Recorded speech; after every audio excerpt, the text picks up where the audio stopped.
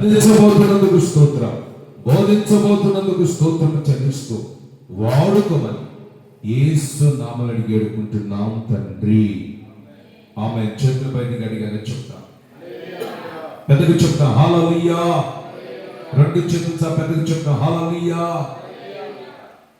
దేవుని పరిశుద్ధ నామానికి మహిమ కలుగును గాక. ఈ 15వ తారీఖు కూడా వచ్చిన మీ అందరికీ హృదయపూర్వక వందనాలు తెలియజేస్తున్నాము. మరి ఈ రాత్రి మరి దేవుని సన్నిధిలో మన దేవుని మాటలింటుకు ప్రభు మనల్ని బ్రతికించి ఆయన సన్నిధికి ప్రభు మనం తీసుకొని వచ్చారు. ఈ సమయాన్ని చూడలేక, ఈ తరుణాన్ని చూడలేక ఎందరో కాలగర్భంలో కలిసిపోయి ఉండగా దేవుడు మనల్ని ఎంతగా ప్రేమించి, ఎంతగా ప్రభు ఆదరించి, ధైర్యపరిచి ఆయన సన్నిధికి ప్రభు మనల్ని నడిపించారు. అందుకు దేవునికి స్తుతి స్తోత్రములు కలుగును గాక. ఆమేన్. గట్టిగా చెప్దాం, పెద్దగా చెప్దాం హల్లెలూయా. దేవుడు మరి ఎన్నో ఆటంకాలు, ఎన్నో శోధనలు, ఎన్నో శోధనలు ఆయనను ప్రభు కాపాడుకుంటూ మరి శోధనలన్నింటిలోంచి, ఇబ్బందులన్నింటిలోంచి దేవుడు మనం నడిపించి సజీవులుగా ఆయన సన్నిధికి ప్రభు మనం తీసుకొని వచ్చారు. హల్లెలూయా. చేతులు చాపగట్టిగానే చెప్తా హల్లెలూయా. బైబిల్ ఒక చిన్న వాక్యాన్ని చదువుకుందాం. బైబిల్ వారు బైబిల్ ఓపెన్ చేయండి. యెషయా గ్రంథం 41వ అధ్యాయం. యెషయా గ్రంథం 41వ అధ్యాయం 14వ వచనం చదువుకుందాం. యెషయా గ్రంథం 41వ అధ్యాయము 14వ వచనం. పురుగు వంటి యాకోబు, స్వల్ప జనమగు ఇశ్రాయేలు భయపడుకుడి.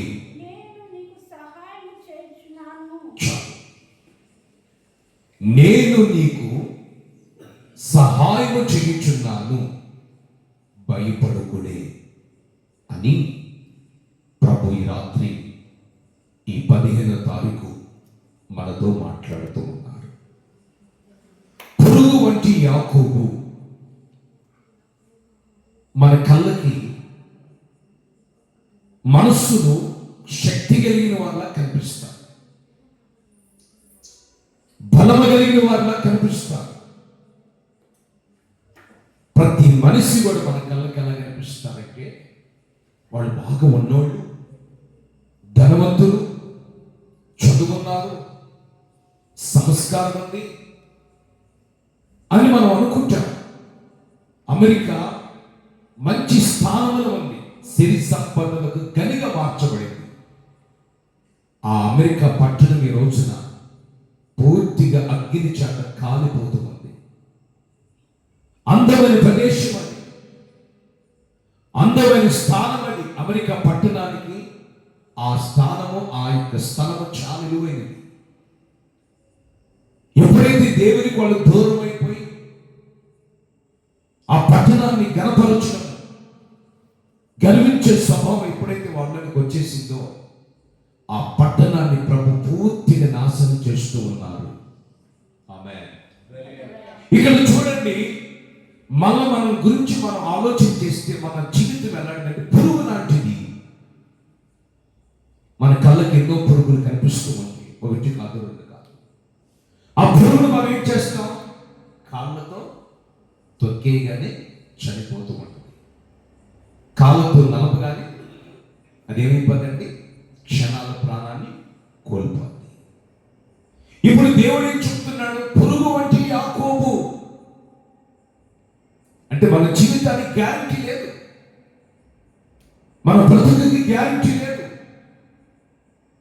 దేవుని మహాకనికరును బట్టి, దేవుని మహాకృపను బట్టి ఈ రాత్రి మనం దేవుని సన్నిధిలో ఆయన మాటలు వింటుకు ప్రభు మనం నడిపించుకొని సజీవులను నిలబెట్టుకున్నారు. అందుకు నువ్వు నేను దేవునికి ఎంతైనా రుణస్థులమై ఉండాలి. ఆమె చెప్తాను చేతుల పైకెత్తి. యేసయ్యని మనకు పాదపీఠముగా మార్చబడాలి. అర్థం చేసుకున్నాండి. పురుగు వంటి యాకోబుతో దేవుడేమో చెప్తున్నాడు, స్వల్ప జన్మకు యాకోబును భయపడవద్దు. ఈ రోజు 15వ తారీఖున కొత్త సంవత్సరములో జనవరి మాసములో మనకున్న భయాలన్నిటిని కూడా వాక్యము ద్వారా యేసయ్య తొలగించునుగాక. చేతులు పెద్దగా చెప్పు, నువ్వు భయపడవద్దు. మనకు అనేక భయాలు ఉంటాయండి. అప్పుల భయం ఒకటి, రోగాల భయం ఒకటి, మనుషుల ద్వారా కలిగే నిందల ద్వారా వచ్చే భయాలు ఒకటి, శోధన ద్వారా భయాలు ఒకటి, పిల్లల ద్వారా భయాలు ఒకటి, అనారోగ్యత ద్వారా కలిగే భయాలు, ఎన్నో భయాలు మనిషి జీవితంలో జీవిస్తూ ఉంటాయి. సంవత్సరంలో మన జీవితంలో గతించిపోతున్నా, రోజులు మన జీవితంలో గతించిపోతున్నా, ఎన్నో భయాలు మన జీవితంలో మనం వెంటాడుతూ ఉంటాయి. ఎన్ని భయాలు మన జీవితంలో వెంటాడుతున్న వాక్యం సెలవిస్తుంది. ఏమని చెప్తుంది? నువ్వేమి భయపడవద్దు. ఆమేన్. యాకోబు, నువ్వేమి భయపడవద్దు, నేను నీకు ఈ రాత్రి సహాయం చేస్తాను. దేవుడు మనకి ఏం చేస్తానన్నాడండి? నేను ఈ రాత్రి నీకు సహాయం చేయించున్నాను అన్నాడు. చేస్తాను లేదు, అక్కడ చూడండి వాక్యాన్ని ఏమన్నాడు అక్కడ? నేను ఈ రాత్రి నీకు సహాయం చేయించున్నాను. చేస్తానంటూ అది చేసేసాను అంటూ అది అయిపోయినట్టు. అంటే ఈ రాత్రి 15వ తారీఖున ప్రభు నీతో నాతో చెప్పే మాట ఏమిటంటే, ఈ రాత్రి నువ్వు భయపడాల్సిన అవసరం లేదు. ఏ విషయములైతే నువ్వు భయపడుతున్నావో, ఏ విషయములైతే నువ్వు కలవరపడుతున్నావో, ఏ విషయములైతే నువ్వు కుంగిపోతున్నావో, వాటన్నిటి నువ్వు పక్కన పెట్టు. ఆమేన్. ఈ రాత్రి నువ్వు భయపడవద్దు, నేను నీకు సహాయం చేయుచున్నాను. ఆమె చెప్పగట్టిగా దేవునికి స్తోత్రము కలుగునుగాక. దేవుడు మనకు సహాయం చేయుచున్నాడు. ఎందుకు భయపడాలి మనం? ఎందుకు కలవరపడాలి? ఎందుకు మనం తొందరపడాలి? ఎందుకు మనం భయపడి రోగాలు తెచ్చుకోవాలి? ఎందుకు భయపడి మనం సమస్యలు తెచ్చుకోవాలి? ఎందుకు భయపడి మనం లేనిపోయినటువంటి ఇబ్బందులకు గురి కావాలి? దేవుడు మాట్లాడుతున్న వాక్యాన్ని ఇది. ఏమని మాట్లాడుతున్నాడు? నువ్వు భయపడాల్సిన అవసరం లేదు. పురుగు వంటి యాకోబు, స్వల్ప జనమగు యాకోబు, ఇశ్రాయేలు, నువ్వు భయపడవద్దు, నేను నీకు సహాయం చేయుచున్నాను. ఆమేన్. మనుషుల సహాయం వ్యర్థము, రాజుల సహాయం వ్యర్థము. దేవుడి సహాయం మనకు కావాలండి. దేవుడు ఒక వ్యక్తికి సహాయం చేశాడనుకో, మనకున్న భయాలన్నిటిని కూడా దేవుని సహాయం ద్వారా భయాలు తొలగించబడతాయి. ఆమె చెప్పగట్టిగా, ఉచ్చులు చెప్పగట్టిగా. ప్రతి భయం తొలగిపోతుంది, ప్రతి కలవరం తొలగిపోతుంది, ప్రతి ఆందోళన తొలగిపోతుంది. దేవుడు మనకు సహాయం చేస్తే ఇక మనకున్న భయం అంతా కూడా మనలో చెల్లిపోద్దండి. ఇక్కడ వాక్యం సెలవిస్తుంది, నువ్వేమీ భయపడవద్దు, నేను నీకు సహాయం చేస్తాను. అది ప్రభు చెప్పే మాట. దేవుని సహాయం మనకు కావాలండి. దేవుడు మనకు సహాయం చేశాడనుకో మనం వెచ్చించబడతాం. దేవుడు మనకు సహాయం చేశాడనుకో మనకున్న లోటుపాట్లు తొలగించబడతాయి. దేవుడు సహాయం చేశాడనుకో మనకున్న ఇబ్బందులు మాయమైపోతాయి. దేవుడు సహాయం చేశాడనుకో మన స్థితిగతి మార్చబడుతుంది. దేవుడు సహాయం చేశాడనుకో దేవునిలో ఉన్నటువంటి ఆ మేలు మనం అనుభవించినప్పుడు ఒక ప్రత్యేకమైన బ్లెస్సింగ్ మన మీదకి వస్తుంది. ఆమేన్. బైబిల్లో ఒక చిన్న వాక్యాన్ని మీకు చూపించాలని కోరుకుంటున్నాను. ఈ సంవత్సరం ఆరంభంలోనే ఏంటంటే, సంవత్సరం ఆరంభంలోనే శోధనలు, శ్రమలు, నిందలు, ఇవన్నీ మన జీవితంలో పోరాటాలుగా మిగిలిపోతున్నాయి. వినాలి, శోధనలే కావచ్చు, శ్రమలే కావచ్చు, నిందలే కావచ్చు, అవమానాలే కావచ్చు, మనం మేలు చేసిన వారు కూడా మన శత్రువులుగా మారే రోజులు మన జీవితంలో మిగిలిపోతున్నాయి. మన చేతులతో వాళ్ళకి మేలు చేస్తాం, ఆ మేలు పొందినటువంటి చేతులు మనకి కీడు చేసి చేతులుగా మార్చబడే రోజులు మనం నడిపించబడుతూ ఉన్నాం. శోధనలు, శ్రమలు ఇవన్నీ మన జీవితంలో సంభవిస్తూ ఉన్నాయి. ఇలాంటప్పుడు దేవుడు మనకు సహాయం చేస్తాడా? ఇలాంటప్పుడు దేవుడు మనకి మేలు చేస్తాడా అని వాక్యాన్ని మనం బాగా గమనిస్తే బైబిల్ ఒక చిన్న మాట నేను మీకు చూపిస్తాను. హెబ్రీయులకు రాసిన పత్రిక చూడండి. హెబ్రీయులకు రాసిన పత్రిక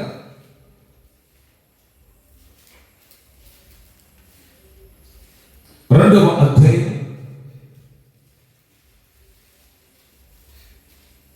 18వ వచనం చదువుదాం. తాను శోధించబడి శ్రమ పొందిన గనుక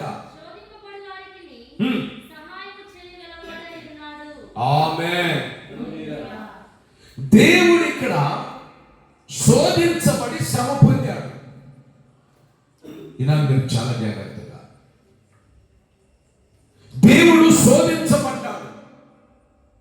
యేసయ్య 40 రోజులు ఉపవాస ప్రార్థన ఉన్నప్పుడు సాతాను యేసయ్యను శోధించి, సాతాను యేసయ్యను శోధించుచున్నప్పుడు ఆయన శ్రమలు సంభవించింది. 1 కాదు శోధన, 2 కాదు శోధనలు, 3 కాదు శోధనలు, ఎన్నో శోధనలు యేసుక్రీస్తుని శోధిస్తూ వచ్చినవి. సాతాను శోధించాడు యేసయ్యని. ఎందుకంటే సాతాను యేసయ్యను శోధించుకుంటూ వచ్చాడు. శరీరాశను చూపించాడు, నేత్రాశను చూపించాడు, జీవడమని చూపించాడు. ఎన్నో శోధనలు యేసయ్యని శోధించుకుంటూ వచ్చిన సాతాను శోధించాడు.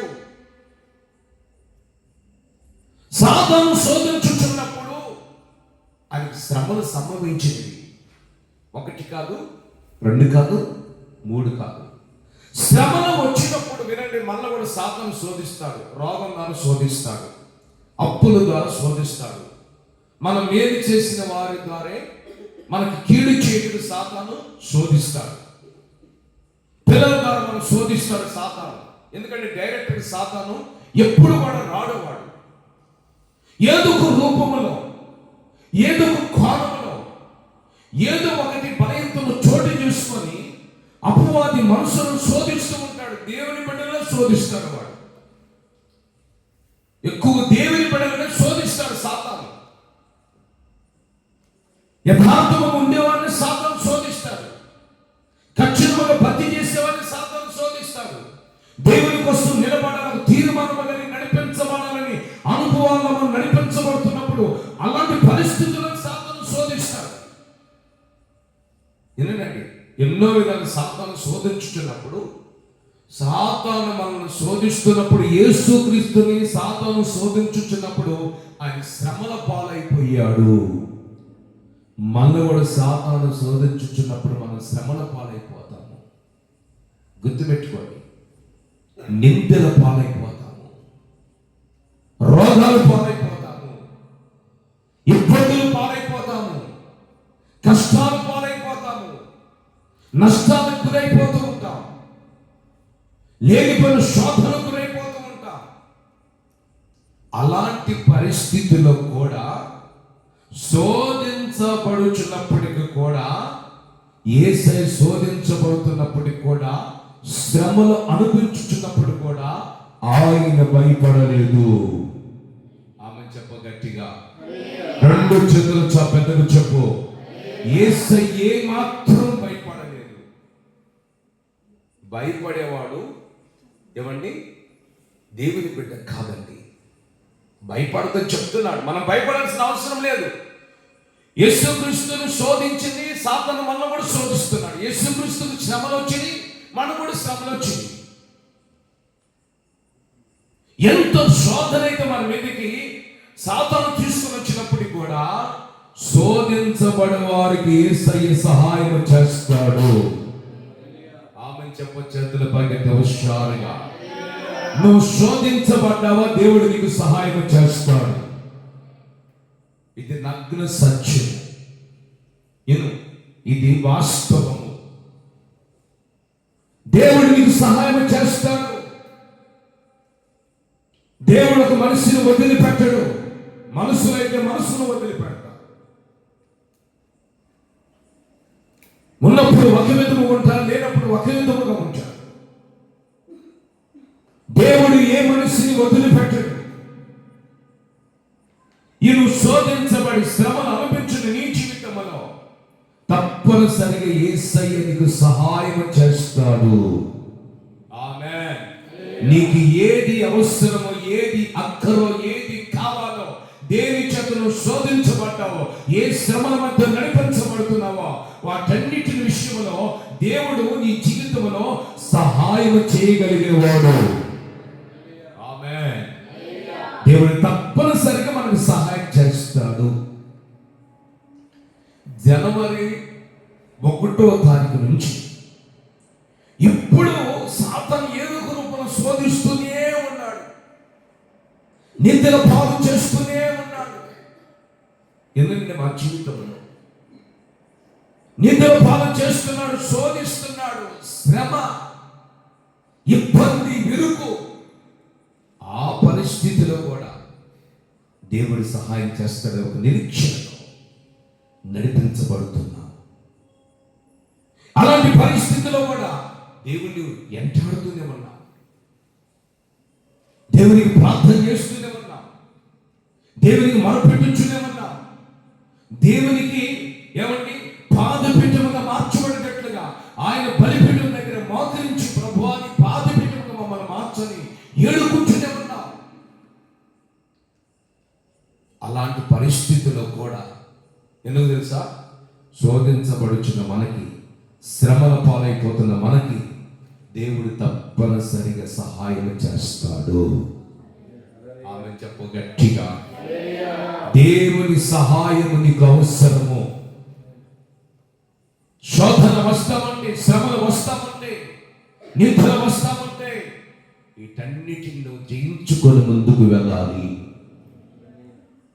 అదండి విశ్వాసం అంటే, అదండి పట్టుదల అంటే, అదండి నిరీక్షణ అంటే. కొన్ని సందర్భాల్లో నువ్వు నోట్లోంచి కూడా మాట రాని పరిస్థితుల్లో కూడా మనం మాట్లాడటానికి కూడా అవకాశం లేకుండా అలాంటి శోధన మన మీద తీసుకొని వస్తాడు, అలాంటి శ్రమలు మన మీద తీసుకొని వస్తాడు. ఒకసారి తలవెత్తుకోలేని పరిస్థితుల మధ్యలో నడిపించబడుతూ వస్తాం.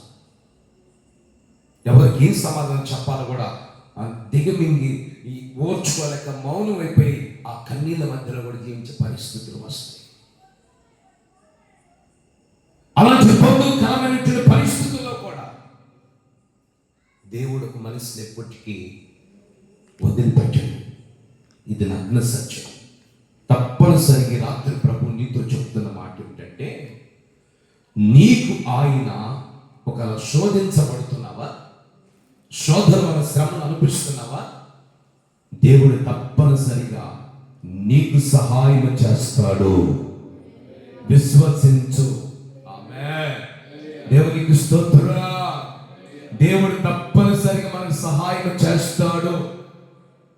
ఏమి భయపడాల్సిన అవసరం లేదు. పిలిచిన దేవుడు నమ్మదగిన దేవుడు, రక్తముతో కలిగిన దేవుడు, శక్తి కలిగిన దేవుడు. ఆయన అమూల్యమైన రక్తం చేత నిన్ను నన్ను కడిగాడండి. కడిగిన దేవుడు, నమ్మదగిన దేవుడు. కాబట్టి దేవుడు నీ జీవితంలో సహాయం చేయగలిగిన హస్తము చాపి ఉన్నాడు. కాబట్టి ఈ రాత్రి ఆయన నీకు సహాయం చేయించు ఉన్నారు. ఆమేన్. నువ్వు ఏ అవసరత విషయమై శోధించబడుతున్నావో, ఏ శ్రమల విషయమై శోధించబడుతున్నావో, ఏ అక్కల విషయమై నలిగిపోతున్నావో, పిల్లల విషయమై బాధపడుతున్నావో, విచారపడుతున్నావో, కుంగిపోతున్నావో, నిన్ను నమ్మించి మోసం చేసిన వారి చేతను శోధించబడుతున్నావో, నీకు మాయ మాటలు చెప్పి అది చేస్తాం ఇది చేస్తాం అని చెప్పి నిన్ను కృంగదీశారో, వాళ్ళ చేతను శోధించబడుతున్నావో, తప్పనిసరిగా రాత్రి నీకు సహాయం చేస్తాడు. ఆమె చెప్పగట్టిగా విశ్వసించు. దేవునికి స్తోత్రము కలుగును గాక. ఏలియాకి ఆకాశ పక్షుల ద్వారా, ఏలియాకి కాకి ద్వారా ఏలియాకి సహాయం చేసినట్లుగా దేవుడు నీకు సహాయం చేస్తాడు. ఆయన కాకి ద్వారా దేవుడు సహాయం చేసి ఏలియాను పోషించాడండి. ఒక ఆశ్చర్యమైన కార్యం కాదండి ఇది. కాకి ద్వారా ఏలియాకి దేవుడు సహాయం చేశాడు. మాంసాన్ని రొట్టెలను ప్రభు సిద్ధపరిచాడు. నీకు సహాయం చేయలేడా? దేవుడు చేస్తాడు. దేవుడు నీ జీవితంలో సహాయం చేసే కారుకులుగా మార్చబడతాడు ఆయన. కనుక శోధించబడే వారికి దేవుడు ఏం చేస్తాడండి? సహాయం చేస్తాడు. రెండోది కూడా ఒక విషయాన్ని కూడా మనం విందాం, ఎలా సహాయం చేస్తాడో. దినవృత్తాంతముల గ్రంథం, 2వ దినవృత్తాంతముల గ్రంథం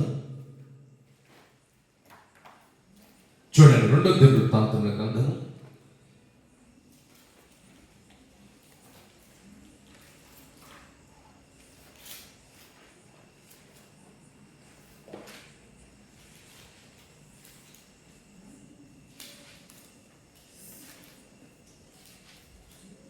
26వ అధ్యాయం. ఇక్కడ ఉజ్జియా అనేటువంటి ఒక వ్యక్తి ఉన్నాడండి. ఇతడు రాజు. ఎవరండి ఇతను? ఈ రాజు ఉజ్జియా అనేటువంటి ఒక వ్యక్తి ఇజ్రాయెల్ ప్రజలకి రాజుగా నియమించబడ్డాడు. ఈ రాజు మంచి వ్యవసాయం చేసే ఆత్మ కలిగిన వాడు. ద్రాక్ష తోటలు వేసేవాడు, విస్తారముగా పాడి పంటలు పండించేవాడు.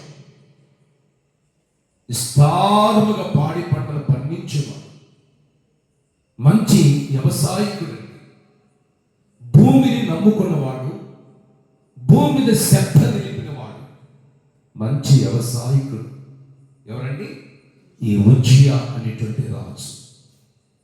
ఈ ఉజ్జియా అనేటువంటి రాజు జీవితంలో ఇతడు గొప్పవాడు కావాలని దేవుడు మనసులో ఆలోచించాడు.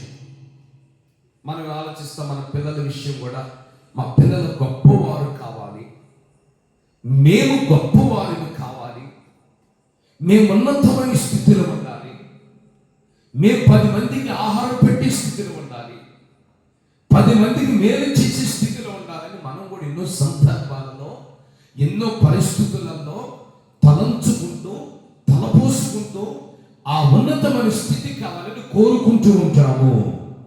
ఆమె చెప్తాం గట్టిగా, పెద్దగా చెప్తా హల్లెలూయా. దేవునికి స్తోత్రం. దేవుడు ఉద్దేశించాడు, వినండి, దేవుని ఆలోచనలు, దేవుని సంకల్పాలు, దేవుని ప్రణాళికలు గుర్తించాలి. మనం ఎప్పుడు గుర్తించగలుగుతామంటే, దేవుని సన్నిధిలో మోకరించి చేతుల పైకెత్తి వాళ్ళని వీళ్ళని ఆనుకోకుండా, ఏమండి, వాళ్ళని వీళ్ళ మీద మనస్సు నిలుపుకోకుండా మోకరించి చేతుల పైకెత్తి ప్రార్థన చేస్తున్నప్పుడు దైవ ప్రత్యక్షత నీకు కలుగుతుంది.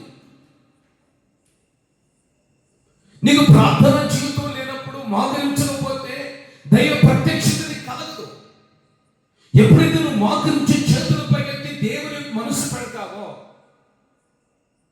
అప్పుడు దేవుని ప్రత్యక్షత నీకు కలుగుతుంది. ఇక్కడ చూడండి, ఉజ్జియా తన దైవంగ జీవితంలో వ్యవసాయం చేసుకున్నాడు. ఒక రాజు ద్రాక్ష తోటలు పండించేవాడు.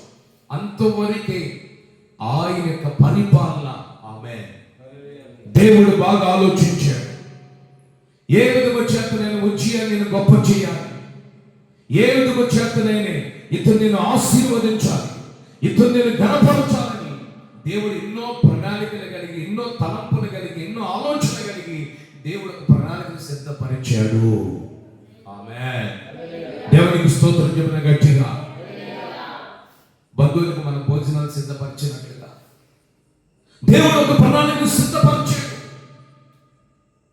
ఆ ప్రణాళిక ఎలా సిద్ధపరిచాడు మనం చదివితే మనకు అర్థమైంది. ఆ 25వ అధ్యాయము 26వ అధ్యాయము 2వ దినవృత్తాంతముల 15 వచ్చాడు. అతడు స్థిరపడు వరకు అతనికి ఆశ్చర్యకరమైన సహాయం కలిగను కనుక అతని కీర్తి దూరంగా వ్యాపించెను. చాలండి. దేవుడు ఇతను స్థిరపరచాలని అనుకున్నాడు. బాగా మీరు వినాలి. ప్రార్థనలు స్థిరపరచాలని దేవునికి ఉద్దేశం ఉంది. నిన్ను ఆశీర్వాదాలు స్థిరపరచాలని దేవునికి ఒక ఉద్దేశం ఉంది. ఆరోగ్యములను స్థిరపరచాలని దేవునికి ఒక ఉద్దేశం ఉంది.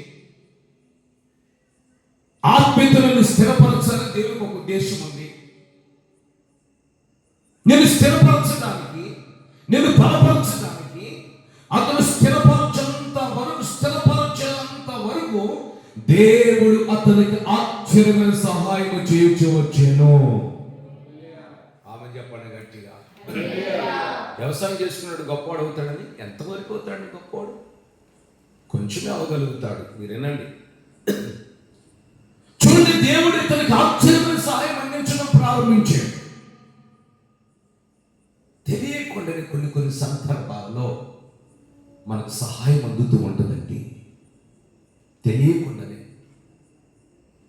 కొంతమంది నాకు చెప్పే మాట ఏంటంటే, మాకు ఇది అవసరం, అది అవసరం, ఈ డబ్బులు కావాలి అని చెప్తారు. మంచిదే, వాళ్ళకి అవసరం ఉందని కూడా చెప్తారు. అయితే వాళ్ళ అవసరం తీర్చుటకు, వాళ్ళ అక్కలు తీర్చుటకు మనం దేవుని సన్నిధిని ఏం చేయాలి?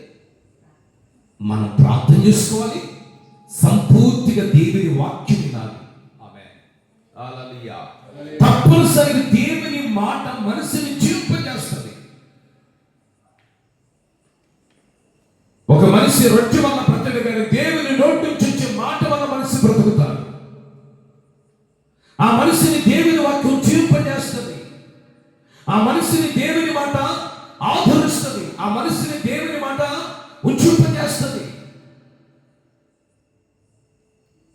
మీరు ఆలోచించండి.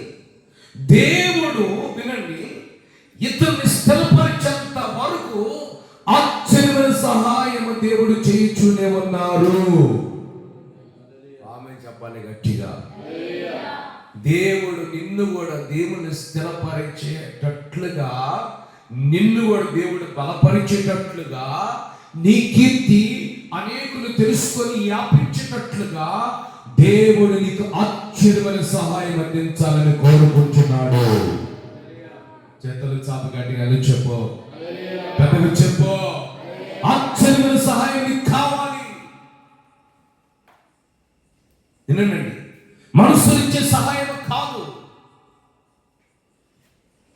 ఈ పరిచయం చేస్తున్నామంటే ఒక్కటి మాత్రం వాస్తవం. ఎవరు సహాయం ఉండదు. మోకరించి ప్రార్థన చేసుకుంటున్నాయి అంటే ఎవరు సపోర్ట్ ఉండదు, ఎవరు ఆలోచన ఉండవు, ఎవరు తలంపులు ఉండవు. మోకరించి చేతుల పైకెత్తి, ప్రభువా నాకు ఇంత అవసరం, ఇంత సహాయం కావాలని నా దేవుడిని మనస్ఫూర్తిగా, నేనైనా సావుకురాలైనా మనస్ఫూర్తిగా ప్రభు సన్నిధిలో అడగటం ప్రారంభిస్తే నిజముగా తెలియకుండా యేసయ్య ఏదో ఒక రూపంలో ఆశ్చర్యమైన సహాయం అందిస్తున్నారు. ఆమె చెప్పు గట్టిగా. చేతులు చాప గట్టిగా చెప్పు. దేవునికి స్తోత్రం. ఆశ్చర్యమైన సహాయం ప్రభు అందిస్తున్నారు. ఆ సమయానికి, ఆ టయానికి, ఆ కాలానికి, అవసరానికి దేవుడు ఆశ్చర్యమైన సహాయం అందిస్తున్నారు. ఈ రోజు నేను మోకరించి చేతులు పైకి ప్రభు సన్నిధిలో ఉపవసించి ప్రార్థన చేసుకుంటూ ఉన్నా. ఎందుకంటే 2 సంవత్సరాల ఎన్నో శోధనలు, ఎన్నో నిందలు, లేనిపోయినటువంటి సమస్యలు, లేనిపోయిన ఉపద్రవాలు ఎన్నో ఎంటాడుతున్నప్పటికీ వాటి వలన భయపడి కొన్ని సందర్భాలు ప్రార్థన చేసుకోక, ఆ పడగ మీద పడుకొని ఆహారం తినక ఏడ్చే రోజులు ఎన్నో ఉన్నాయి. ఎవరు చెప్పుకొని ఎవరు ఆదరిస్తారు? తండ్రి గది మమ్మల్ని పిలిచిందని తండ్రికి చెప్పుకొని ఎన్నో సందర్భాలు ఏడ్చిన రోజులు, ప్రలాపించిన రోజులు ఉన్నాయి. మనం మేలు చేసిన చేతులతోనే ఆ చేతులే మేలు పొంది కీడును తలపెట్టి చేతులకు మార్చబడిన రోజులు ఎన్నో ఉన్నాయి. అలాంటి పరిస్థితిలో ఈరోజు నాకు అన్ని జ్ఞాపకం వచ్చి దేవుని సేవకురాలు చెప్పా, నా కొరకు మీరేమి భోజనం సిద్ధపరచొద్దు, నేను మంచిని కూడా తాగనని. నేను ఉదయ కాలం నుంచి ప్రార్థన అయిపోయేంత వరకు ఇక్కడ కూర్చొని నీ సహాయం నాకు కావాలయ్యా, నీ పరిచర్య ఘనమైన జరగాలి ప్రభువా, నిందించబడిన పరిచర్య, శ్రమల పాలవుతున్న పరిచర్య ఈ సంవత్సరం అద్భుతము జరగాలి ప్రభు అని దేవుని పాదాలు పట్టుకొని ఏడ్చి దేవుని సన్నిధిలో మొరపెట్టి దేవుని సన్నిధిలో గోజాడుతున్నటువంటి పరిస్థితి దేవుని ఎదుట చేసుకున్నాను, నేను మనవి చేసుకున్నాను. ఆమె దేవునికి స్తోత్రరా, దేవునికి స్తోత్రం, హల్లెలూయా.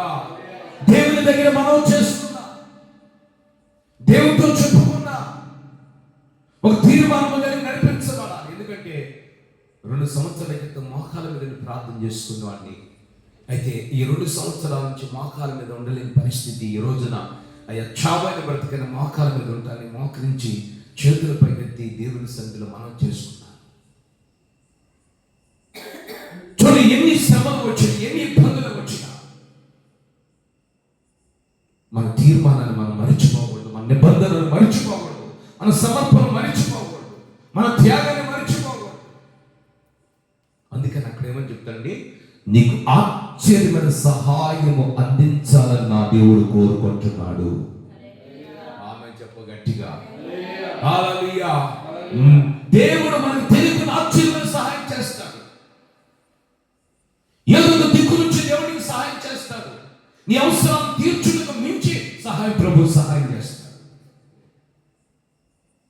ఆ మాటలు ఈ మాట చెప్పుకొని సమయం అంతా వేస్ట్ చేసుకొని ఉన్న వయసు అంతా పోగొట్టుకొని దేవుడిచ్చిన కృపనంతా దూరం చేసుకొని దేవుడిచ్చిన అర్హతనంతా పోగొట్టుకొని ఈ మన జీవితం అంతా సమయాన్ని సైతాన్ని దొంగిలిస్తున్న మనం గుర్తించకుండా ఉంటే మన జీవితాలు ఓటి కొండలాగానే ఉంటే కానీ గట్టి కొండలాగా మార్చబడవు. ఆమేన్. ఓటి కొండ పగిలిపోతుంది, గట్టి కొండ స్థిరంగా నిలబడుతుంది. ఓటి కొండ బద్దలుగా పగిలిపోతుంది, గట్టి కొండది కంచు మాత్రం మోగుతుంది. కనుక దేవుడు ఈయనకి ఆశ్చర్యమైన సహాయం చేయాలని ప్రభు కోరుకుంటూ ఉన్నాడు. కాబట్టి ఈ యొక్క ఉజ్జియా రాజుకి దేవుడు ఆశ్చర్యమైన సహాయం, ఊహకరమైన సహాయము, ఆలోచించిన సహాయము, అధిక ప్రభు సహాయం చేయించు వచ్చు ఉన్నారు. అతని కీర్తి దేశమంతటి వ్యాపించెను. దేవుని సహాయం కావాలన్నా ఎవరైనా జీవితంలో 100 మాటలు చెప్తారు, 1,00,000 మాటలు చెప్తారు, మేమున్నాం, మేము భయపడదంటారు, మేము మీకు సహాయం చేస్తామంటారు. ఆత్మీయులైతే ఏమంటారండి, అయ్యా మీతో చెప్పే మాట, ఆత్మీయులు మీతో మాట్లాడే మాట, ఆత్మీయులు ఎవరు, శరీరం ఎవరు చెప్తున్నాను.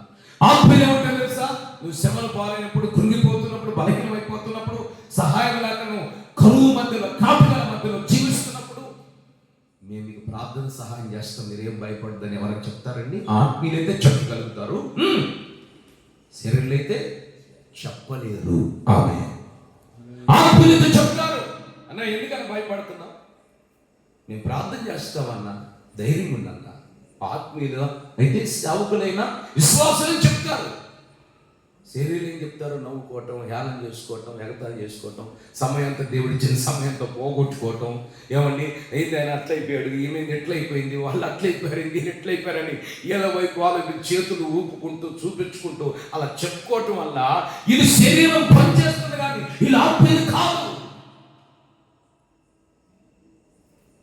ఏమంటే ఇలా ఆత్మీయులు కాదు.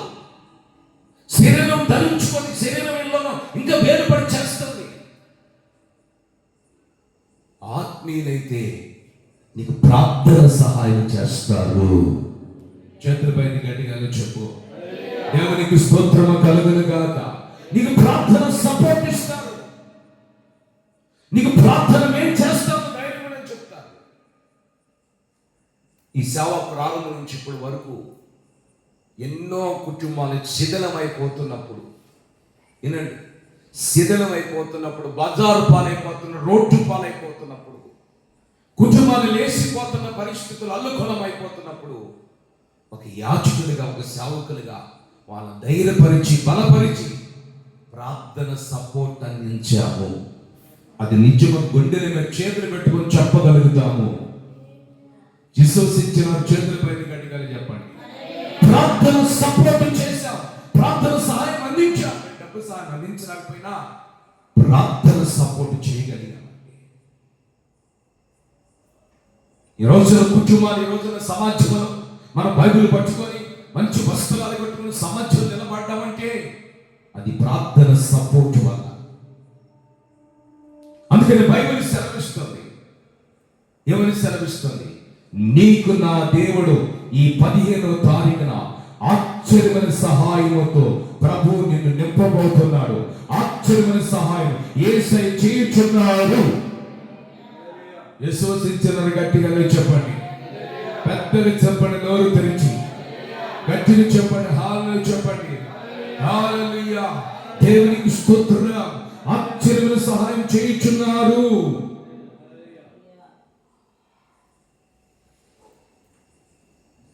దేవుడు నిన్ను స్థిరపరచాలని ఉద్దేశంతో, నీ కీర్తి దేశమంతటి వ్యాపించాలని. మరి మనుషుల సహాయం మనకి ఎందుకండి? వాళ్ళ సహాయం కోరుకోవటం మనకు ప్రయోజనం ఏమన్నదా? ఏమీ లేదు, ఉపయోగం ఏమీ లేదు, ప్రయోజనం ఏమీ లేదు. దేవుని రాకడ బహు సమీపంగా ఉంది. రానున్న యేసే త్వరగా రాబోతున్నాడు. ఈ 2020 ప్రభు వస్తే మన పరిస్థితి ఏంటి? ఆలోచన చేయండి. మన స్థితిగతి ఏమిటి? ఒకరు ఎత్తబడతారు, ఒకరు విరవబడతారు అని బైబిల్ సెలవిస్తుంది కదా. కనుక ఈ రాత్రి ప్రభు చెప్తున్న మాట ఏంటంటే, ఆశ్చర్యమైన సహాయం ప్రభువుని కనుగరించాలని కోరుకుంటున్నాడు, ప్రభువునికి దయచేయాలని కోరుకుంటున్నాడు.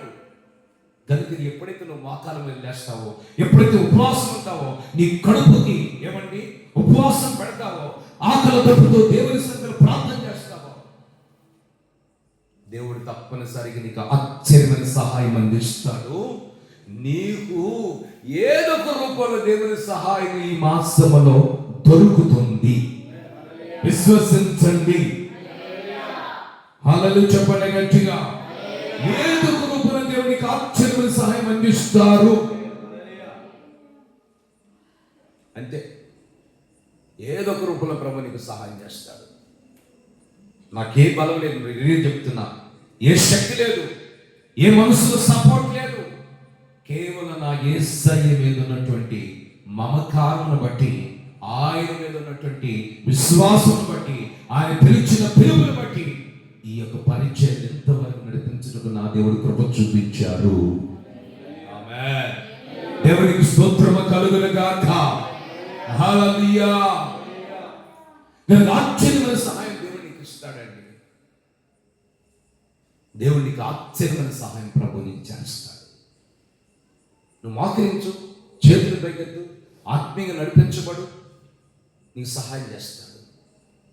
ఏదో మనుషుల కోసం భక్తి, వీళ్ళ కోసం భక్తి, వాళ్ళ కోసం భక్తి, కనిపించిన వాళ్ళందరూ భక్తి కలిగిన వాళ్ళు అనుకోవటం కూడా మనం తప్పేనండి. వాళ్ళ ఆత్మీయత ఎంత ఉంది, వాళ్ళలో ఆశని, ఆ విశ్వాసం ఎంత ఉన్నది మనం గమనించి ఆ దిశగా మనం నడిపించబడ్డప్పుడు దేవుడు తప్పనిసరిగా మనకి ఆశ్చర్యమైన సహాయం చేస్తాడు. ఆమె చెప్పు గట్టిగా, పదవి చెప్పు, దేవునికి స్తోత్రగా. హల్లెలూయా. ఆశ్చర్యమైన సహాయం ప్రభు నీకు అందిస్తాడు. నీకు ఎంత కావాలో అంత ప్రభు నీకు ఇస్తాడు. ఎంత అవసరం అంత ప్రభు నీకు సహాయం చేస్తాడు. మనకున్నటువంటి రోగం, జబ్బు ఏంటంటే, కొంచెం దేవుడికి జ్ఞాపకం చేసుకుని పరిస్థితులన్నీ మనకు అనుకూలం అని అనుకో, అప్పుడు ఈయన కొంచెం దేవుడికి జ్ఞాపకం చేసుకుని పరిస్థితులు అనుకున్న తర్వాత ఏమయ్యాడంటే, చదవండి. ఉజ్జయ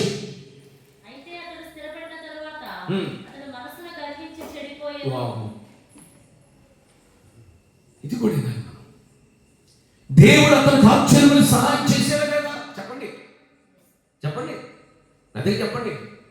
చేశాడు లేదా? చేసి ఉన్నాడు. ఆమేన్. ఇప్పుడు అతడు స్థిరపరచబడ్డాడు. ఉదాహరణ నాది చెప్తాను, ఒక వాళ్ళది ఎందుకండి. ఆ దేవుడు మందిరాన్ని ఇచ్చాడు, ఆ సంఘాన్ని ఇచ్చాడు, అన్ని ఇచ్చాడు, ఇక నాకు పర్వాలేదు, ఇక నాకు బాధ లేదు, వాళ్ళతో పని లేదు, వెళ్తే నాకు పని లేదు, దేవుడితో కూడా పని లేదని నేను గర్వించాను అనుకో, గర్విస్తే ఏమైపోతాను చెప్పండి. నేను స్థిరపడి అక్కడ ఏమన్నది, అతడు స్థిరపరచబడిన తర్వాత మనస్సును గర్వించి చెడిపోయాడు. ఆమేన్. దేవుడు మనకి ఏది ఇచ్చినా కానీ అన్ని ఆయన ఇచ్చినే కాబట్టి ఆయన తర్వాత ప్రతిదీ మనది. ముందు ఆయన, ఆమె చెప్పాలి గట్టిగా, ఆయన ద్వారా కలిగినవి. ఆయన లేకుండా ఏది కలగలేదు మనకి. ఆయన లేకుండా మనకు ఆరోగ్యం కలిగిందా? ఆయన లేకుండా మనకు ఊపిరి కలిగిందా? ఆయన లేకుండా మనకు జీవం కలిగిందా? ఆయన లేకుండా కొత్త సంవత్సరం కలిగిందా? ఆయన లేకుండా కొత్త పాట మనకు కలిగిందా? ఆయన లేకుండా వాగ్దానం మనకు కలిగిందా? ఆయన లేకుండా మనం భోజనం చేయగలుగుతామా? ఆయన లేకుండా మనకి ఏది కలగలేదు కదా. ఆయన లేకుండా మనకి ఏది కూడా కలగలేదు. కలిగినవన్నీ ఆయన ద్వారా కలిగినవి. ఆమేన్. రోజును బయటికి వెళ్ళి క్షేమంగా తిరిగి వస్తామంటే, కాపాడబడుతున్నాం అంటే. నేను హైవేలో జర్నీ చేసుకుంటూ వస్తున్నప్పుడు, మీరు నమ్మకపోనండి, ఆ గుంటూరుకి అద్దెకి హైవేలో వస్తున్నప్పుడు ఒక కార్ అండి, దాని పెయింట్ ఆకారం కూడా మారిపోయింది, మస్ అయిపోయింది, కార్ అంతా కాలిపోయింది, టైర్లు పగిలిపోయింది, కార్ అంతా కాలిపోయి మస్ అయి గూడిదైపోతుంటే కారులో ఉన్న మనుషులు బ్రతుకుంటారు. మీరు చెప్పండి చెప్పండి. కారే పోడితే మస్ అయిపోయి మంటల్లో చదివేగుతుంటే హైవేలో కార్లలో మనుషులు ఏమైపోయి ఉంటారు మీరు చెప్పండి చెప్పండి. వీళ్ళు కూడా కారులో మస్ అయిపోయి ఉంటారు. అంతే, కారు పక్కన పెట్టేసేసారు, ఎవడు దాన్ని పట్టించుకోవట్లేదు. ఎందుకు పట్టించుకుంటే ఏదైనా ఉపయోగపడితే అనుకోవచ్చు, మొత్తం మస్ అయిపోయి కారు అంతా గూడిపోతుంది. ఈ రోజున ప్రభు వాక్యం సెలవిస్తుంది. ఏమని సెలవిస్తుంది? అతడు స్థిరపరచబడ్డాడు. నువ్వు స్థిరపరచబడ్డావు, నేను స్థిరపరచబడ్డావు. స్థిరపరచబడ్డప్పుడు దేవునికి మనం ఏం చేయాలి? ఎక్కువగా ఆయన ముందు దేవునికి స్తోత్రం. పెద్ద ఆయన ముందు, చిన్నోళ్ళు మనం ఆయన తర్వాత. అంటే యేసయ్య ముందు, ఆయన తర్వాత ఇవన్నీ. ఆమేన్. ఆయన లేకుండా ఏది కూడా కలగలేదు. అందుకని ప్రభు సెలవిస్తున్నాడు, అతడు స్థిరపరచబడిన తర్వాత ఏమైపోయాడు? మనస్సునందు గర్వించి చెడిపోయేను. ఆటోమేటిక్గా ఒక చిన్న ఉపమానం చెప్తాను. ఒక సైకిల్ కొనుక్కునేటువంటి, ఒక సైకిల్ తొక్కుకునేటువంటి వ్యక్తి ఉదాహరణ చెప్తున్నాను. ఒక సైకిల్ తొక్కుకునేటువంటి వ్యక్తికి ప్రార్థన ఫలితమో, దేవుని సహాయమో, ఆ బిడ్డలో ఉన్న ఆశను బట్టి సైకిల్ తొక్కుతున్న వ్యక్తికి దేవుడు ఒక చిన్న బైక్ ఇచ్చాడు. ఉదాహరణకి చిన్న బైక్ ఇచ్చాడు అనుకో.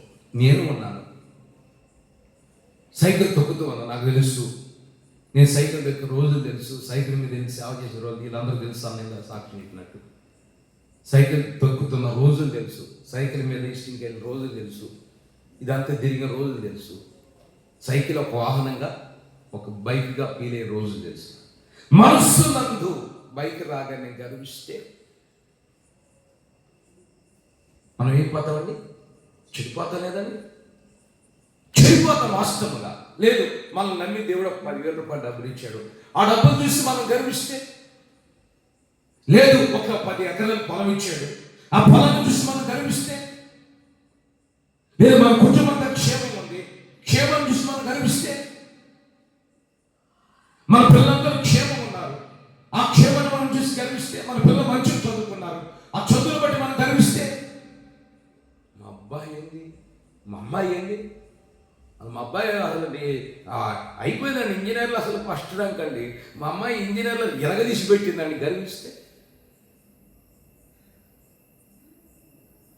మనస్సునందు చెడిపోయి లేదా? దేవునికి స్తోత్ర. చెడిపోయా లేదా? దేవునికి స్తోత్ర. మనస్సునందు గర్విస్తే ఉంచే చెడిపోయాడు. అది రాకుండా చూచుకోవాలి. మనలో గాని నీలో గాని నాలో గాని దేవుని బిడ్డలు ఆ గర్వం అనే సైతాను మనలోనికి రానికుండా చూచుకోవాలి. ఆమేన్. చేతులు పైకి గడియాలి చెప్దాం. మనస్సునందు గర్వించకూడదు. అప్పుడప్పుడు మాకు తగులుతూ ఉంటారు. నిన్న కూడా సాగు కుడికి అన్నా ఇందన్న మందిరం కొట్టేసేరా, నా కారుందా, అబ్బో నా పాట మీద రాసింది భలే ఉందన్నా అన్నారు. నేనంటే ఏంది, నా పవర్ ఎందుకు చూపిస్తాను అనుకో, దేవుడు తీసుకొచ్చి ఏం చేస్తాడు, తొక్కుతాడు. ఒక్కసారి కింద పడతాం, ఇంకా రోజులు గట్టం తప్పిపోయి ఉండదు. మన జీవితంలో ఏది కూడా మనం గర్వించే ఆత్మ నీలో నాలోకి రాకూడదు. ఆమేన్. దేవునికి స్తోత్రం. ఇవన్నీ విన్నాడు. ఇప్పుడు ఇది 5 సెంట్లు మందిరం ఉంది, అది పక్కన 3 సెంట్లు 8 సెంట్లు, ఈ పక్కన 5, ఇవన్నీ ఒక 15 సెంట్లు 20 సెంట్లు అయింది. ప్రార్థన చేస్తున్నాం, ఇస్తాడు దేవునికి. ఇది వెళ్ళేటప్పుడు మనం ఏం తీసుకుని వెళ్తాం మీరు చెప్పండి? ఇన్నున్ని ఏం తీసుకుని వెళ్తాము చెప్పండి? ఇన్నున్ని ఏమో తీసుకుని వెళ్తామా? ఒక సహోదరు నా దగ్గరికి వచ్చింది, ఒక స్థలంలో సేవ చేస్తున్నప్పుడు, అన్న పాస్టర్ అన్న ఏందమ్మా అన్న పాస్టర్ అన్న అద్దెలు మంచి ఇల్లు దొరికేటట్టు ప్రార్థన చేయను. ఏందమ్మా అందరూ సొంత స్థలము సొంత ఇల్లు కావాలని అందరూ ప్రార్థన చేయమంటే, నువ్వేంటి అద్దెలు దొరికేటట్టు ప్రార్థన చేయమన్నావమ్మా? సొంత స్థలం కావాలి, సొంత ఇల్లు కావాలి, ప్రార్థన చేస్తానని నేను. అది నువ్వు చేయదు పాస్టర్ గారు అంటే నాకు మైండ్ పోయింది. ఎవరైనా సొంత స్థలము సొంత ఇల్లు కావాలనుకుంటారు కదండి. మీరు చెప్పండి, గట్టిగా చెప్పాలి. ఆమె చెప్తుంది, ఏమని చెప్తుంది? నాకు సొంత స్థలం వద్దు, సొంత ఇల్లు వద్దు, అద్దెలు దొరికేటట్టు ప్రార్థన చేయమని. సరే నమ్మ, నీ కోరిక ఎందుకు నేను కాదన్నాను. ప్రభు మంచి అద్దెల్ని సిద్ధపరచండి, భార్య భర్త ఒక బాబు అండి, వాళ్ళకి అద్దెలు మంచి అల్లు ఒక 5,000 పెట్టి అద్దె కొంటున్నారు. దేవునికి పుత్రులు. తర్వాత పర్సనల్గా ఇష్టింగ్కి వెళ్ళాం. ఏంటమ్మా సొంత స్థలం కావాలి, సొంత ఇల్లు అయితే మంచిది కదమ్మా అంటే ఆమంది, ఆ సహోదరి, పాస్టర్ గారు సొంత స్థలం అయితే సొంత ఇల్లు అయితే అక్కడే ఉంటాం. అద్దెల్లో ఉన్నామనుకో, అద్దె ఇల్లు ఖాళీ చేయమన్నప్పుడు ఇక్కడ 10 స్వార్థ చెప్తాం, మళ్ళీ ఇంకొక అద్దెకి వెళ్తే అక్కడ 10 స్వార్థ చెప్తాం, ఇంకొక స్థలానికి అద్దెకి వెళ్తే అక్కడ స్వార్థ చెప్తాం, ఇంకొక స్థలానికి అద్దెకి వెళ్తే అక్కడ స్వార్థ చెప్తాం. అలా అద్దెలు తిరగటం వల్ల అనేకులు స్వార్థ చెప్తాం, ఒక ఆత్మనే అందరూ నడిపిస్తాము.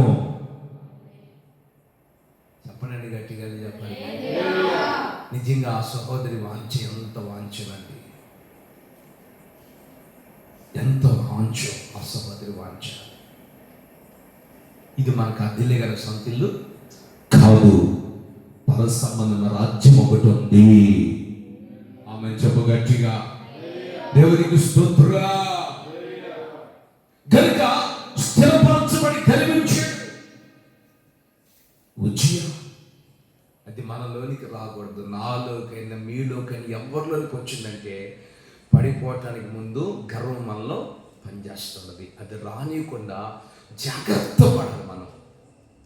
ఎందుకంటే పెద్దలకు వచ్చి వాళ్ళు పాడైపోయారు. గర్వించి ఏమైపోయాడు? 7 సంవత్సరాలు అడవిలో పశువు వలె గడ్డి మేస్తూ వర్షానికి తడుస్తూ ఎండకెండుతూ ఉన్నాడు. ఆమేన్. కనుక నీ జీవితంలో నా జీవితంలో మనం ఎంత కలిగి ఉన్నా, ఏది ఇచ్చినా దాన్ని బట్టి దేవుని స్తుతించే వారినే కానీ మనల్ని ఏమాత్రం గర్వం అహంకారం మనల్ని చోటు చేసుకోకుండా ఆ విషాన్ని ఆ బీజాన్ని ఎప్పటికప్పుడు చంపివేసుకోవాలి. ఆటోమేటిక్ మనకు తెలియకుండా పెరిగిపోద్ది. వినండి, మనకు తెలియకుండా పెరిగిపోద్ది, మనకు తెలియకుండా వచ్చేస్తుంది. అది కోపం తెలిసి వస్తుంది. వినండి, మీరు బాగా నేర్చుకోండి. కోపం ఎవరు తప్పు చేసినప్పుడు చూసి చూసి చూసి చూసి అప్పుడు కోపం వచ్చింది. కోపం తెలిసి వస్తుంది. వినండి, పక్కన వాళ్ళు ఎవరు తప్పు చేశారనుకో, ఏంటి ఇంత ఇంత ఇన్ని తప్పులు చేస్తున్నాడు చెప్పి ఇంటి లేదని చూసి చూసి వాళ్ళు మన కోపం ఎలా వస్తుంది, వాడిని బట్టి మన కోపం వస్తాం, తెలిసి వస్తామన్నది. వాళ్ళ స్వభావాన్ని బట్టి మన కోపం వస్తుంది. తెలియకుండా వచ్చేది గర్వము. ఆమేన్. ఆటోమేటిక్గా అందరం చెట్లకి వెళ్ళిపోతాడు గర్వం, అంచెన వేయకుండా వెళ్ళిపోతాడు గర్వం. కనుక ఈయన గర్వించి చెడిపోయి ఏమైపోయాడండి? ఏమైపోయాడు? చదవమ్మా. గర్వించి చెడిపోయాడు. ఇక్కడ యాజకులు ఉన్నారు, వినండి. ఇక్కడ ఎవరు ఉన్నారండి? పాస్టర్లు కూడా ఉన్నారు. ఇక్కడ యాజకులు, బలిపీఠం దగ్గర నుండి సేవ చేసే యాజకులు ధూపం వేస్తూ ఉంటారు. వినండి, ప్రతిరోజు ఇక్కడ ధూపం వేస్తూ ఉంటాం. ఒకసారి లేటు కావచ్చు, ఒకసారి రాత్రి కావచ్చు, ఒకసారి టైం మించిపోయినా కానీ సేవకులు చేసే పని ఏమిటంటే నైవేద్య సమయంలో, సాయంత్రం సమయంలో, తెల్లవారు సమయంలో ఏం చేస్తాము? ప్రతిరోజు యాజకులు ఏం చేస్తారు? ధూపం వేదిక దగ్గరికి వెళ్ళి ధూపం వేస్తూ ఉంటారు. అంటే నైవేద్య బలు అర్పిస్తూ ఉంటారు, దహన బలు అర్పిస్తూ ఉంటారు. ధూపం అంటే ప్రార్థన చేస్తూ ఉంటారు. ఆమేన్. ఇప్పుడు యాజకులు ధూపం వేస్తున్నప్పుడు ఈ వచ్చి చెడిపోయి గర్వించి చెడిపోయిన ఆల్రెడీగా చెడిపోయిన వాడిని ఎవడన్నా బాగు చేస్తాడా? చెప్పండి. మనసునందు చెడిపోతాం. కొంతమంది మనసును చెడిపోతారు. వాళ్ళు ఎవరు కూడా బాగు చేయలేరు. ఎవరు కూడా బాగు చేయాలన్నా కానీ సాధువు చేయలేరు వాళ్ళని. ఇప్పుడు ఇతను చెడిపోయాడు, ఇతను మనసు చెడిపోయింది, ఇతను ఆలోచన చెడిపోయింది, ఇతను తలంపులు చెడిపోయింది, ఇతని క్రియలు చెడిపోయింది. చెడిపోయిన వచ్చి ఏమైపోయాడు? ఇప్పుడు యాజకులు చేయవలసిన పని వాళ్ళు చేస్తున్నప్పుడు ఏమయ్యాడండి?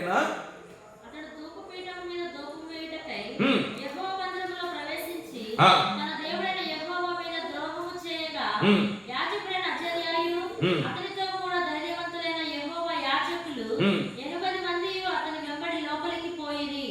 వారు రాజైన ఉజ్జియాను ఎదిరించి, ఉజ్జియా యెహోవాకు ధూపము వేయుటకే ప్రతిష్ఠింపబడిన అహరోను సంతతి వారైన యాజకుల పనియే గాని నీ పని కాదు. ఆమేన్. గట్టిగా చెప్పాలి. 80 మంది అక్కడ యాజకుల నుంచే ఇతడు యెహోవా మందిరంలోకి వెళ్ళి ధూపపీఠం దగ్గర కూర్చొని ధూపం వేస్తున్నాడు. ధూపం వేసేది ఎవరండి? సేవకుడు ధూపం వేయాలి. వినండి, అర్థం చేసుకోండి. మందిరంలో సేవకుడు ఇక్కడ చేతులు పైకెత్తి ధూపం వేయాలి. యేసయ్యా ఇది పలాని వ్యక్తిని మీరు జ్ఞాపకం చేసుకోండి.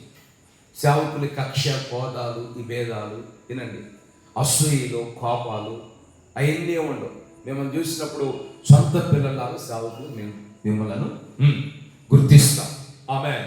మీరు ఎన్ని ఉన్నా ఏది ఉన్నా మిమ్మల్ని చూసినప్పుడు ప్రభువా బిడ్డలు మాకు ఇచ్చిన బిడ్డల ప్రభు, మీరు మా సొంత బిడ్డల ప్రభు అని, మీరు వయసులో పెద్దన్నా చిన్నున్నా నాకు ఇచ్చిన బిడ్డలని మనస్ఫూర్తిగా ప్రేమించి మనస్ఫూర్తిగా, వినండి, ఇక్కడ యాజకుడు ఏం చేస్తాడు?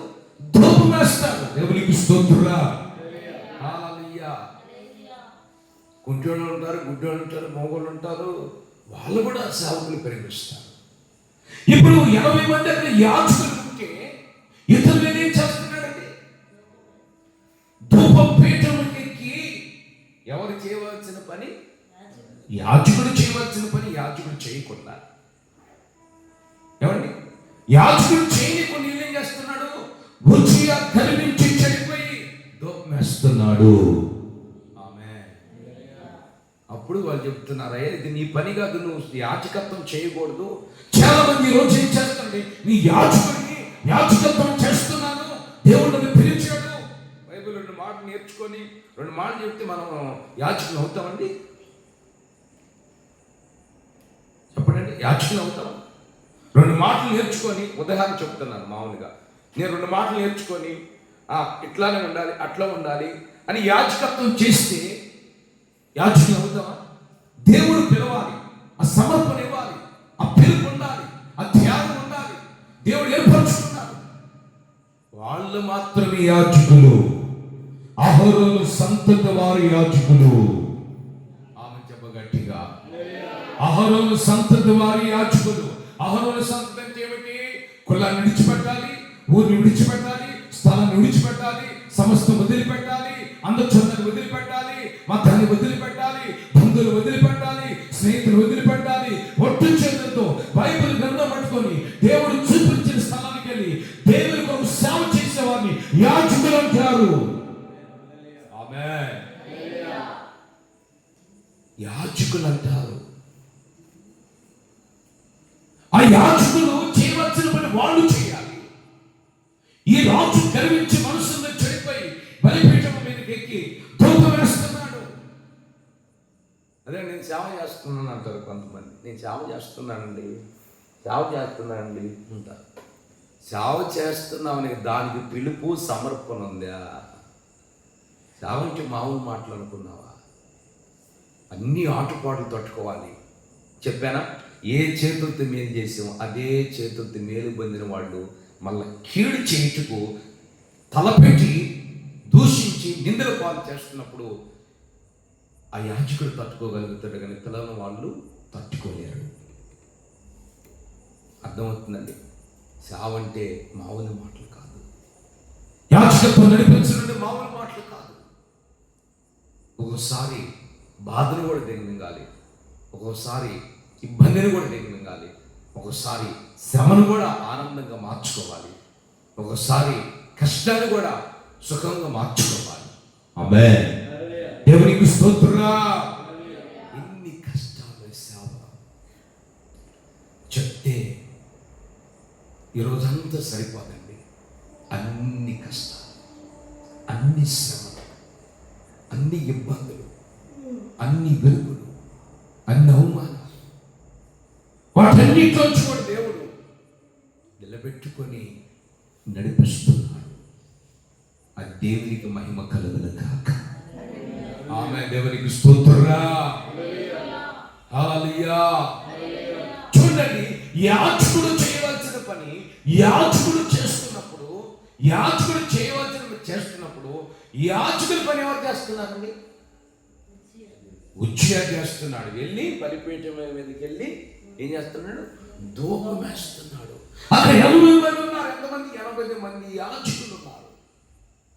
ఒకసారి దైవజనులు గోవాలో బాప్తిస్తాలేమని విశ్వాసులు అందరూ మీ గోవా ఫొటోస్ కూడా చూపిస్తారు. అక్కడ సేవ చేస్తున్నప్పుడు మాది ఇంకా చిన్న వయసు, 2006-7 సంవత్సరంలో గోవాకి నిలిపించబడ్డప్పుడు, అప్పుడు పెళ్ళి 4 సంవత్సరాలు మాకు వివాహం. అప్పుడు అక్కడ విశ్వాసులు అందరూ బాప్తిస్తాలు ఇవ్వాలని, కొత్త సంవత్సరం బాప్తిస్తాలు ఇవ్వాలని అక్కడ 30 మంది సిద్ధపడ్డారు. అక్కడ న్యూ ఇయర్ అక్కడే జరిపిస్తాం, మార్చ్ నైట్ సర్వీస్.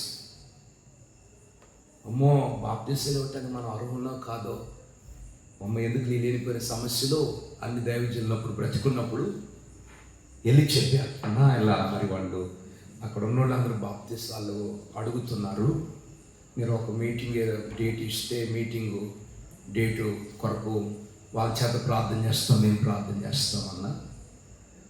ఆ డేట్లో మీరు బాప్తిస్తాలు ఇవ్వచ్చని మా ఆశనా అని అడిగితే, దైవజనులు బాగా కిందికి పైకి చూసి, ఆయన పరమందు ఉన్నాడు, మన భూలోకమందు ఉన్నాడు, కిందికి పైకి చూసి, ఎలా డేట్ ఇచ్చేది ఎందురా?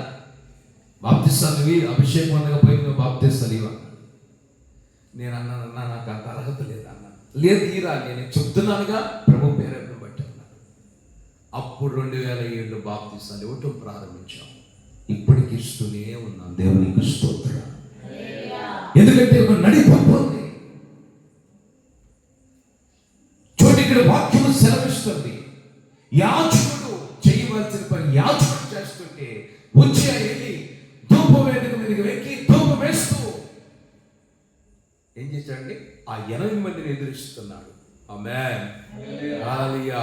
దేవుడు నిజంగా ఆయన ఆశ్చర్యమైన సహాయంతో నింపినప్పుడు ఆశ్చర్యమైన సహాయం పొందుకొని దేవుని స్థిరపరచబడి ఇంకా ఆ రాజు బాధ్యతలు స్వీకరించి ముందుకు సాగవలసిన వ్యక్తి, సేవకు ఇంకా ప్రయోజనకరంగా మార్చబడవలసిన వ్యక్తి, సంఘానికి ఉపయోగపడే వ్యక్తిగా మార్చబడవలసిన వ్యక్తి ఇప్పుడు ఏమైపోయాడు తెలుసండి? ఇప్పుడు చదివామా? ఏం చదివామా? పరిశుద్ధ స్థలం నుండి బయటికి పోము, నీవు ద్రోహము చేసి ఉన్నావు, దేవుడైన యెహోవా సన్నిధిని ఇది నీకు ఘనత కలుగజేయదని చెప్పగా, ఉజ్జియా ధూపం వేయుటకు ధూపార్తిని చేత పట్టుకుని రౌద్రుడ యాజకుల మీద కోపము చూపెను. యాజకుల మీద కోపడుతున్నాడు. చూశారండి? ఇప్పుడు కోపడుతున్నాడు. తప్పు బాబా చెప్తే కోపడుతున్నాడు, అమ్మది పొరపాటు చెప్తే కోపడుతున్నాడు.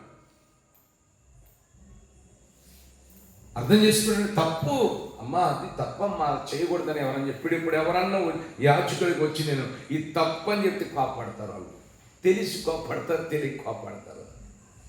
ఈ తప్పు అంటే కోపడతారు కొంతమంది ఏమో నిజంగా తప్పని చెప్పారు కదా, ఇది వాస్తవమే కదా, బైబిల్ చరిత్ర అర్థమైంది. ఇప్పుడు వాళ్ళ మీద కోపడుతున్నాడు, అయ్యా నువ్వు చేయకూడదు ఇలాంటి పని అని చెప్తుంటే వాళ్ళ మీద కోపడుతున్నాడు, యాజకుల మీద. అప్పుడు ఏం జరిగిందండి?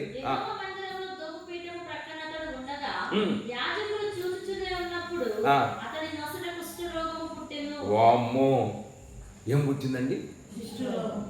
వద్దన్న పని చేశాడు కాబట్టి ఏం కలిగింది అతనికి? అసలు కదా కుష్ఠరోగం రావడానికి దేవుడు వినండి, దేవుడు తన కుష్ఠరోగం ఎందుకు తీసుకొచ్చాడు? ఉదాహరణ చెప్పాలి మనం.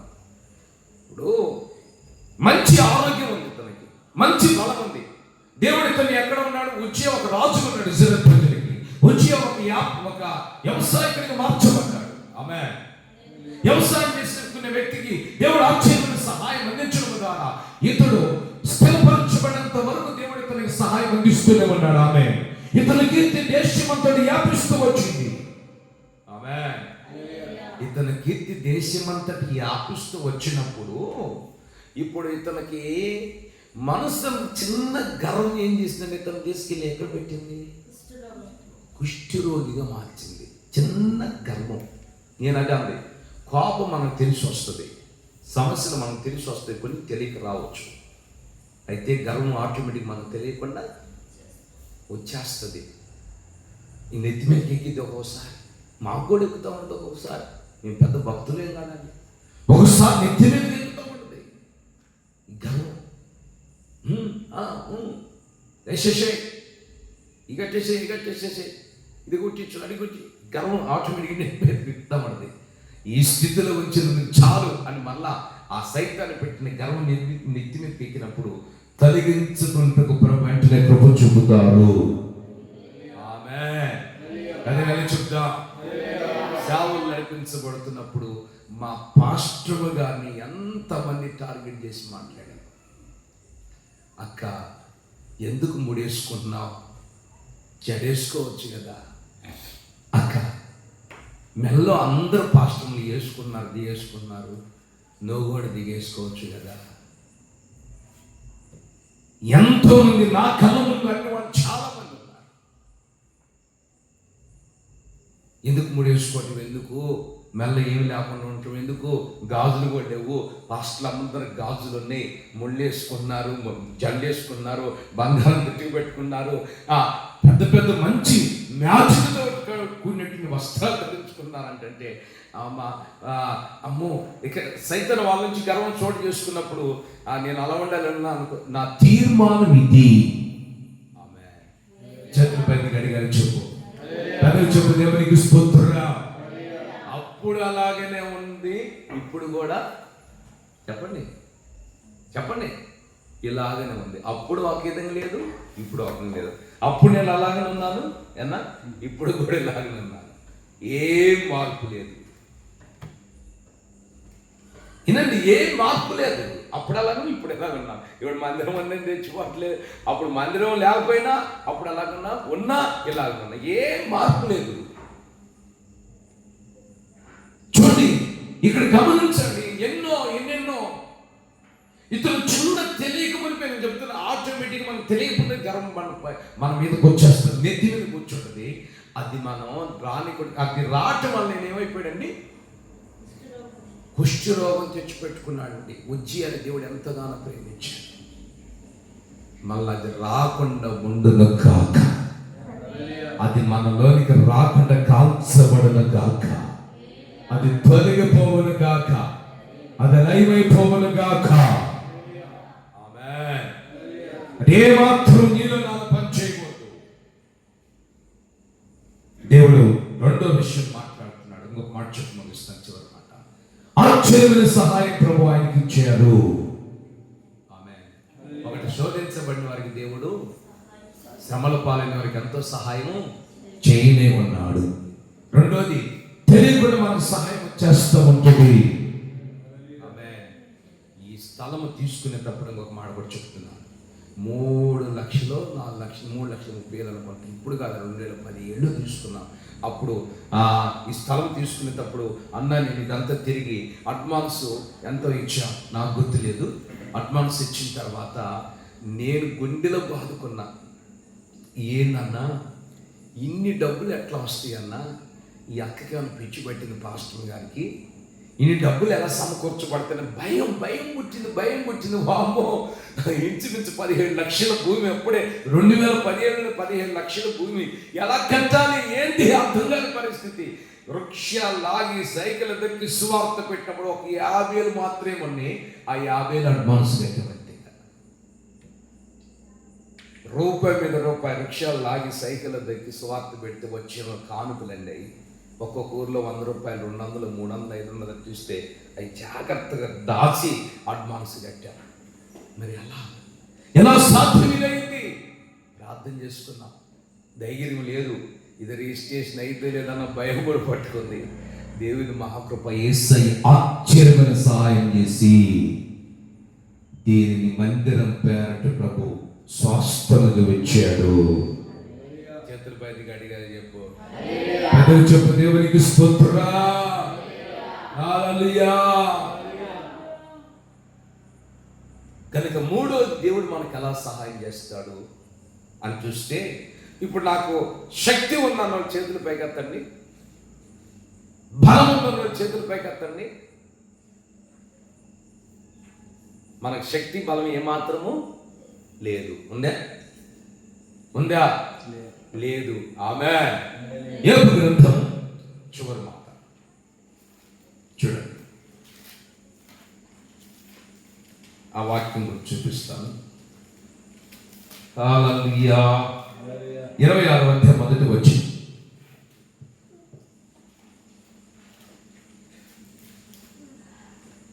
అప్పుడు యోబు ఇలా ప్రత్యుత్తరం ఇచ్చాడు, శక్తి లేని వానికి నీవు ఎంత సహాయం చేసితివి? ఆమేన్. శక్తి లేని నీకు యేసయ్య రాత్రి సహాయం చేస్తాడు. విశ్వసించు. నాకే శక్తి లేదని ప్రభుతో చెప్పు. దేవుని శక్తి కలిగిన కార్యాలు చేస్తాడు, మోహకందన కార్యాలు చేస్తాడు. శక్తికి మించిన సహాయం నీకు అందబోతుంది.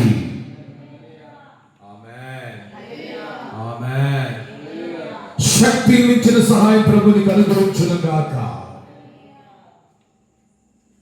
నాకే శక్తి లేదయ్యా అని ప్రభుతో చెప్పు. ఈ రాత్రి నాకు ఏ శక్తి లేదు, నాకు బలము శక్తి లేదు, తిండి శక్తి లేదు, నాకే శక్తి లేదయ్యా, నేను నిష్ప్రయోజకుడిని.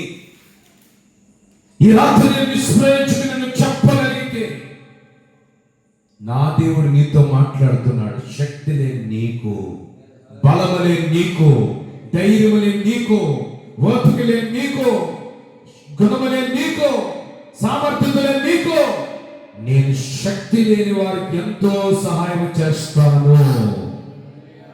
ఈ రాత్రి మీకు శక్తి లేని మీ అందరికీ యేసయ్య సహాయం చేయబోతున్నాడు. విశ్వసించు. పెద్దగా చెప్పు, అల్లు చెప్పు, యేసయ్య నీకు ఎంతో సహాయం చేస్తాడు. నమ్ము, దేవుడు సహాయం చేస్తాడు. ఏ శక్తి లేకపోయిన దేవుడు నీకు సహాయం చేస్తాడు. శక్తి లేని వారికి సహాయం చేస్తాడు. నాకు ఈ శక్తి ఉంది, నాకు ఆ బలం ఉంది, నాకు ఈ టాలెంట్ ఉంది, నాకు ఆ శక్తి ఉంది, ఈ బలం ఉంది, ఈ టాలెంట్ ఉంది, నాకు ఆ డబ్బులు ఉన్నాయి, ఈ డబ్బులు ఉన్నాయి, నాకు అది ఉంది, ఇది ఉంది అనుకున్నా దేవుడు నీకు సహాయము చెయ్యడు. చంద్రపతి గడిగలు చెప్పు, దేవుడు చెయ్యి అలాంటి వాళ్ళకి ప్రభు సహాయం చేయడు. నాకు ఏమీ లేదయ్యా అని చెప్పు ప్రభుతో.